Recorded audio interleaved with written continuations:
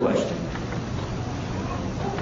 If you look to the Quran and you look to the teachings of Muhammad, and you find that overall they support the belief in a single God, and that's the main message being offered over and over and over, that there is a God, giving you proof after proof after proof, there is a God, there is a God, there is a God, and He's one, He's one, He's one. You need to worship Him because He's going to ask you what you did with this life He gave you. There's going to be a judgment day.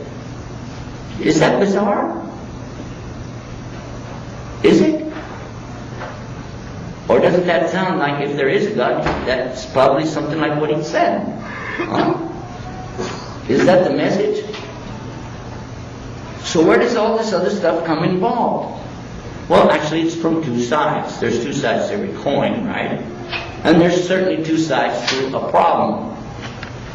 The problem that we're looking at today is actually human beings. Islam actually is a very perfect and beautiful verb. The understanding and concept is very simple to understand. But Muslims, those who try to do it, aren't necessarily perfect, are they? Are they? No. So that's where the problem is going to come in. When Muslims don't follow Islam, then you're going to see deviation. You'll see things start to happen that are not correct. Likewise, when the other people claiming to follow their religion don't follow it correctly, you'll see the same kind of problem. Is that true? Okay. So you got two bad boys over here in the room and getting after it, but you're not going to blame their particular constitution or their country's beliefs or their religious beliefs on what they're doing, are you? Are you? Because you can't find anything, any substance for the argument. Now, here's something I want you to think about, and think about really hard. When someone will go to the trouble to purposely misquote. Now, I was ignorant, okay? That's bad enough to be ignorant. But when a person's knowledgeable, but they use their knowledge to corrupt and intentionally misrepresent something else, with the concept that the end justifies the means, is this good or bad? Good or bad? Wow. Mr. Nixon found that out, didn't he? The end doesn't justify the means in this country, does it? You got to tell the truth regardless. And by the way, that's what the Quran says, the same thing. You have to speak the truth, even if it's against yourself. Prophet Muhammad, peace be upon him, taught his followers that if you lie, you're not a believer. You're not going to paradise. Liars go to hell just like those who steal. It's a very serious offense in Islam is to lie. This is not lightweight. Okay. Have you not seen or heard something from the Quran sounds like terrorism? It says, and kill them wherever you find them. Look at this, man. What a book of terrorism. How many of you heard about that? Not very many? Well, it's out there. Sooner or later you're going to get it in an email or see it on the internet or in an article. Some journalist is going to try to twist the story and going to say, see right there in the Quran. Right there. It says it. It's in Surah Baqarah, chapter 2, verse 190, 191. Actually, it says, and kill them wherever you find them. ... The word and means what? That's a conjunction. It means there's something that you just missed. You didn't get the and. What that? And what? Where did this come from? And then why is the ... Why don't you go on and say the rest of it? Because what it says in the verse before it in 190 is very clear. It's talking about people who are terrorizing you, killing you, destroying property, driving you out of your land. Then the order comes, you must stand up to them and do the same back to them. And, see what it says? And kill them and turn them out, just like they're doing to you. Read the verses in context. If you don't have a Quran, there's two ways you can get one. The Muslim Student Association here at Blacksburg have Qurans. Check it out. You guys got some Qurans, right or wrong? Huh? I want to be sure you had some.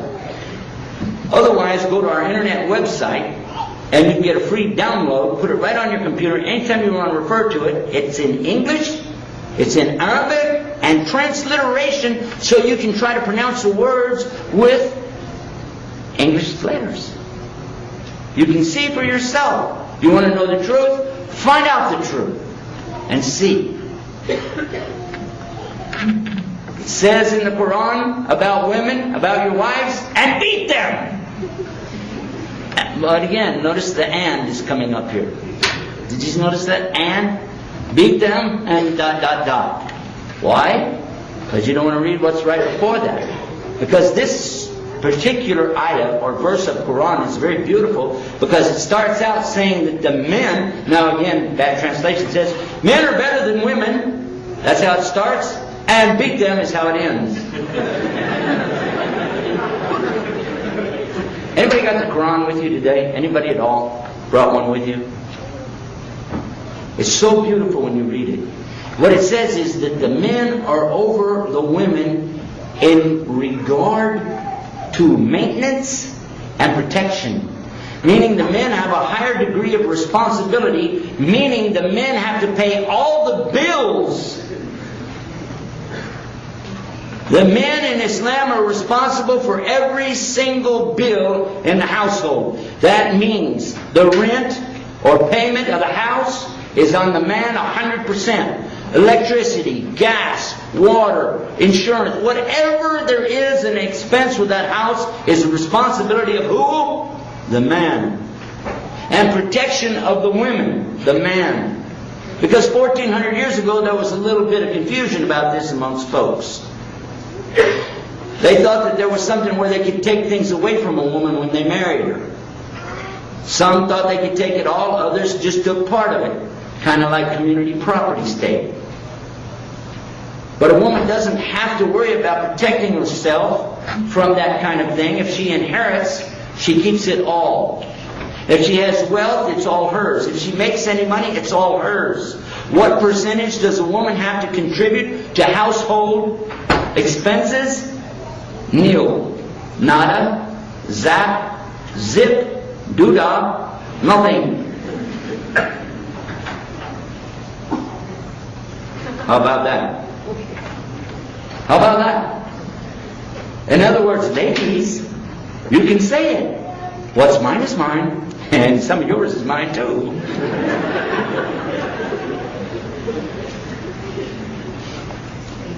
And she doesn't ever have to work. Well, I think women ought to be liberated. Isn't that liberation? Hello? Well, I don't know. Is it equal in Islam? Are women equal to men in Islam? We want women to be equal. Let me promise you something. Islam absolutely does not believe that women and men are equal. Absolutely not. How many of you think that's bad? Raise your hand. Yes, sir. Go ahead, put it on up there and watch what happens next. Do you really think men are equal to women? Honest to God. Okay, are you a math student? You are? No? Because there's the equals mark. Equals means what? Exactly what's on this side is on the other side. Yes or no? Yes or no? So if you have an equation that says 1 plus 1, the other side has to say 2. Or else you're making a mistake. Am I right or wrong? Help me out here, guys. You guys are going to college. I'm just the old guy here. All right. You're going to like the answer. Don't panic, okay? Don't panic. I'm going to show you something. I want to first show you why it's important, and then I'm going to show you something better, inshallah, God willing.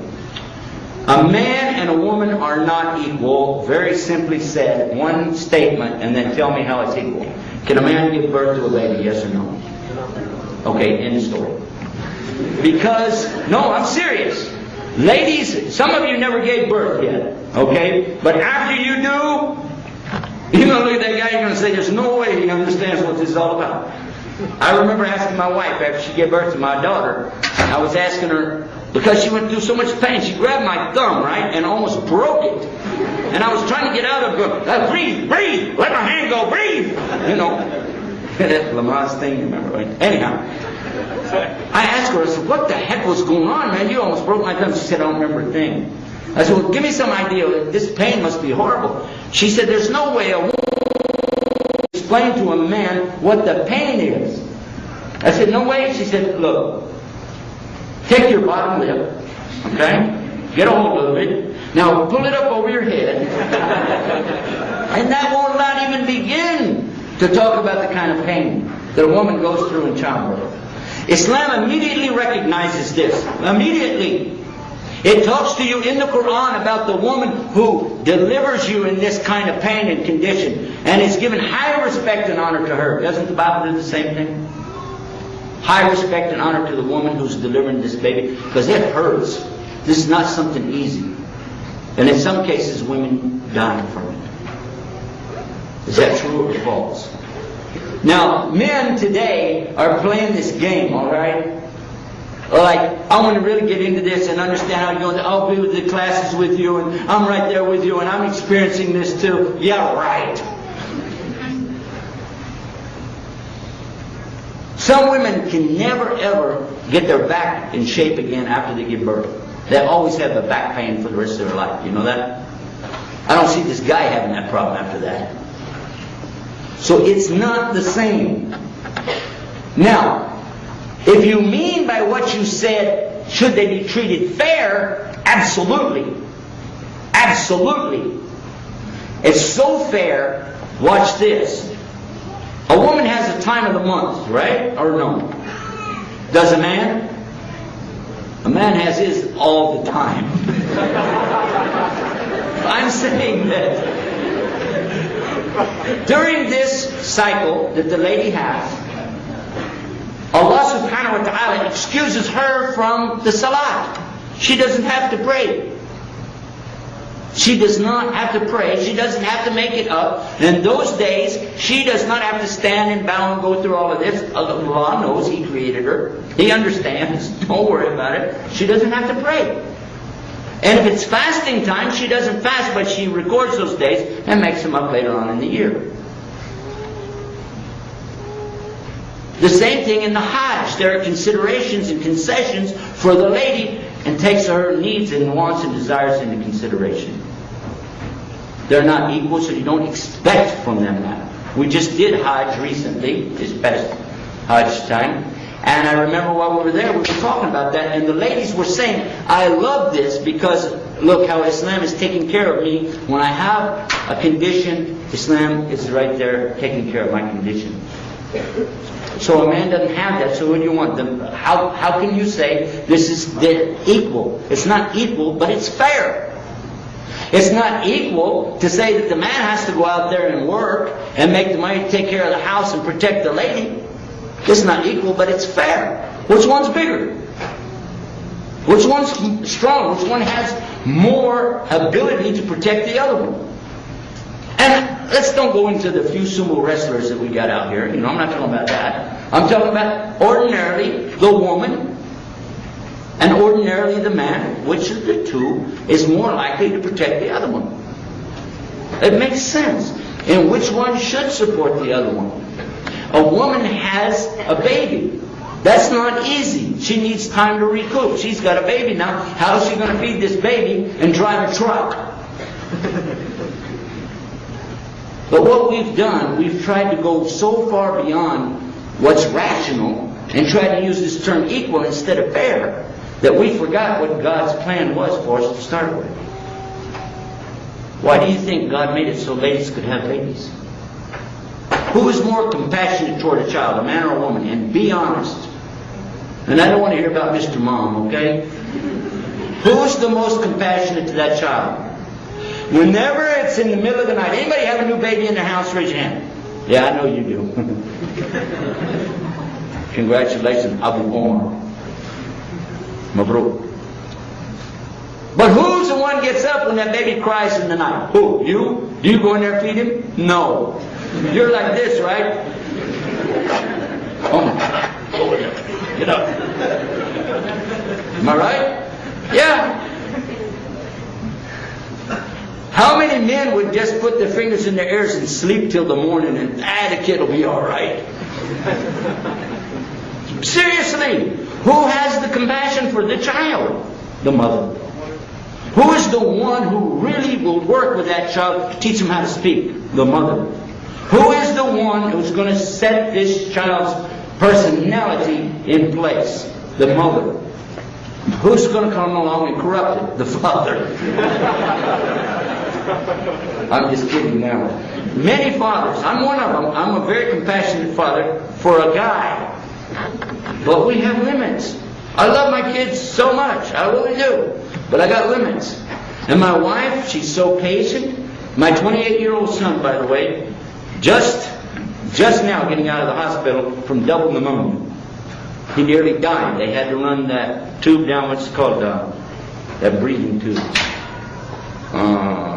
What do they call it? No, the tube itself that they... Ventilator. It's not med school, is it? The ventilator. And he nearly died. And they were really concerned the first couple of days. Is he going to make it? 28 years old. I said, my God, he's so big and healthy. I can't believe this is happening.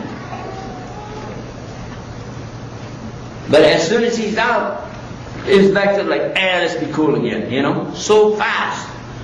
And I'm thinking, I can't be patient with this guy. But the mother, so patient, so compassionate. And by the way, stepmothers are the same way. They can be very compassionate too. And it's not even their kid. Ladies, I want you to think about it. Could you take in somebody else's baby and raise it and care for it and love it? You could, couldn't you? You could. A little teeny tiny little baby couple. But guys, you see a baby, you're going to go, man, give it, call the orphanage. So men are not like women. So don't try to make them to be something they're not. But be fair. And Islam is treating them fair. Women have rights in Islam, big rights. One of the first and initial rights that a woman had when Islam came was the right to retain her identity. She did not become chattel property. She was not something to be bought, sold, traded, or mortgaged. And that's the status of women in the 7th century. And if you doubt that the church had the same opinion, it was in the 7th century exactly when the church, Catholic Church, held their council to decide whether or not a woman even had a soul. Hello. But Islam came and said, look, these are ladies like yourselves, they have rights, you have to honor them, you have to respect them. But they're different than you are. A woman is not like a man, and you have to give them respect. And even the expression that the Prophet used, peace be upon him, was to describe Eve and how she was made from the curved bone of Adam, not the same as Adam, because she's different, but still what? Not from the foot bone, by the way, to be under him, or the head bone to be over him, but right here from the side to be with him. Make sense? Look how Islam is explaining this subject, that she is curved, meaning she's not the same as you are, but it says don't straighten her. Leave her to be in her way. A man is in his way, and a woman is in her way. They're not the same. Don't try to make that an equals, but do make it fair. How many, and I want you to think about it, how many women do you know got married and changed their last name to the husband's name? How many men got married and changed their name to their wife's last name? Huh? And we're going to exclude all of California, by the way. I'm not even going to bring that up. Because Islam forbid that 1400 years ago. The woman keeps her name, she keeps her identity, and she has a legal contract for marriage that clearly spells out what the deal is going to be. And a man has to live up to it. And a woman has the right to divorce. It's not liked in Islam, but there's a whole chapter about divorce in the Quran explaining the rights of both parties. The man and the woman having the right to divorce. But it has so many chances for reconciliation and to be fair. And it's constantly reminded to be fair in a divorce. How many of you ever heard about somebody in a divorce? Was it fair? No. In Islam it has to be fair. You want to talk about fair? Study Islamic law with regard to divorce and property settlement, and you'll say, oh my God, why don't we have that here?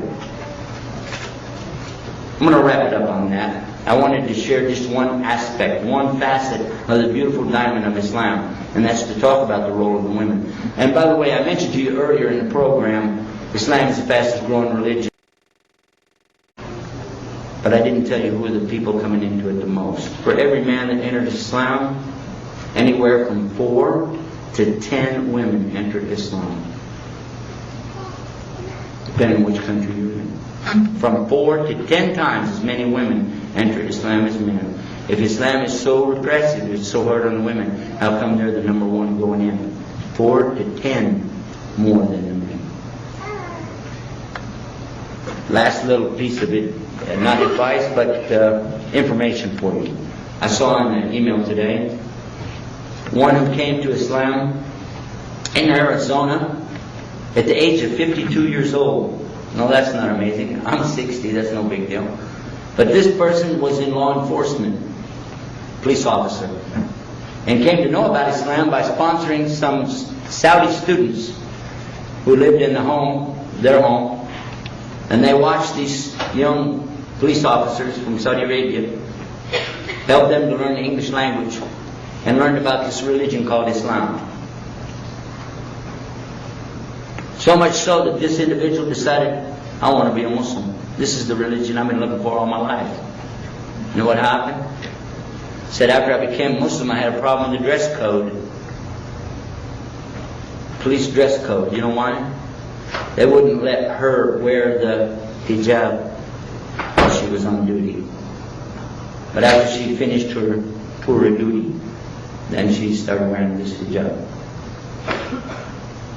It's a beautiful story, and there's a whole lot more of them out there.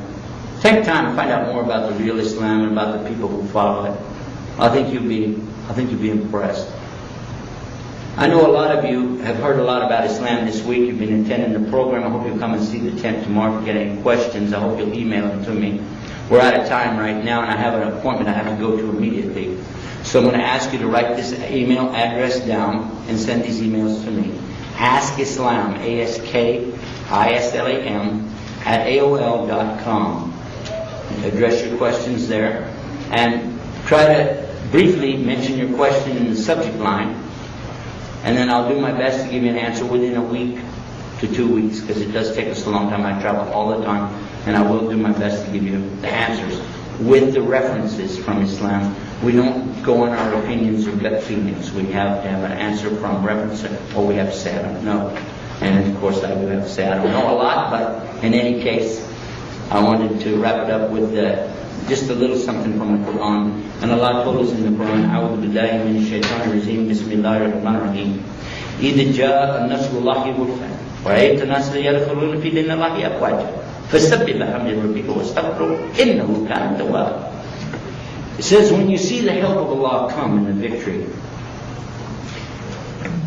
and you see the people entering into the deen or the religion of Allah in big numbers, then hymn the praises of your Lord and turn to Him, ever turning to Him in repentance. For all of you who believe there's only one God and that you need to worship Him alone, you're a lot closer to Islam than you thought you were. For those of you who think that Muhammad was a prophet and that all the other prophets were that, messengers of God, and you're willing to do something about it, then you're already on the first level of Islam. If you want to know more and do more, you're most welcome. But it's very simple. When you're ready to go into Islam, it's very simple to open the door. All you have to do is say, I bear witness there is no God to worship except God alone. And I bear witness to the messengership of all the prophets from Adam to Muhammad. Simply. It's even easier in Arabic. The Muslims have helped me with this one. Ashhadu. No, what I meant by that was you're going to say it. You got me, guys? Ashhadu an la ilaha illallah wa ashhadu Muhammad Rasulullah. That's all it takes. With that statement, the person becomes literally born again. That's where the expression comes from, because at that stage Allah will forgive everything, give you a new chance to start all over again. So come visit with the Muslims tomorrow. They'll explain more about that at the tent. Till next time, this is Yusuf Estes, National Muslim Chaplain, reminding you to visit our internet website, islamnomore.com. Our website's open 24 hours a day and plenty of free parking. Till the next time, Assalamu alaikum wa rahmatullahi wa barakatuh.